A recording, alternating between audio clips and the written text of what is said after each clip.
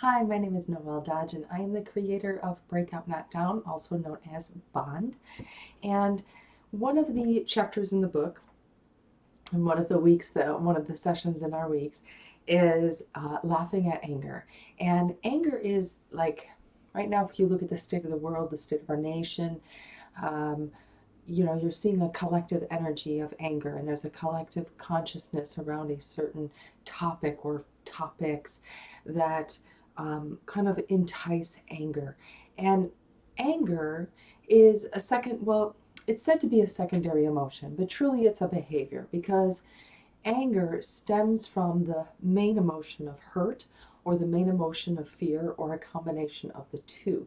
And so the emotion that is driven, whether it's hurt, fear, or the combination of two, drives the behavior of anger, which is usually something that we either do or say. So the emotions that come from hurt and fear actually drive the behaviors that we know as anger. So anger is really a behavior when we break it down. So this is part of what we do in Breakout Not Down is we break down these concepts and these everyday things that no one really talks about. We break them down, we look at them, and we see how do we best utilize them. Anger gets laws changed. Anger changes um, nations, okay?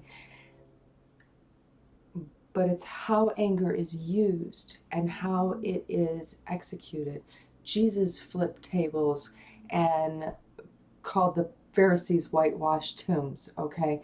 Anger is a response to a hurt and to a fear. So, um, it's not to say go ahead and start flipping tables and calling people names. That's not my message. What the message is there is a place for righteous anger. Wake up. It's time to wake up. Like sometimes it takes a behavior like that to wake people and shake people up. Now, violence is not the answer. Violence is typically an oppressive behavior to force and intimidate fear into people to comply with their belief systems or that whatever it is that they want. So that is different from this is an injustice, wake up, okay, now that we have your attention, let's talk.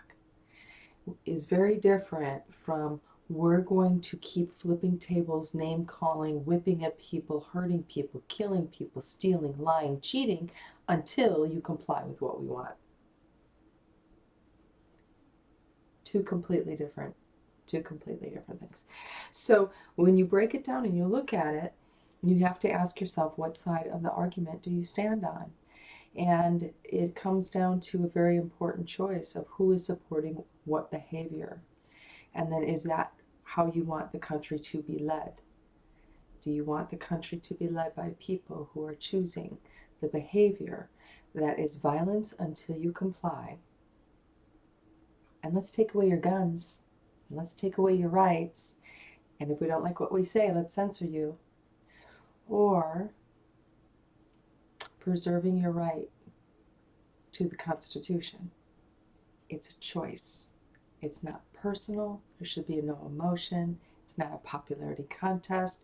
It's not about right. It's not about left. It's about right and wrong.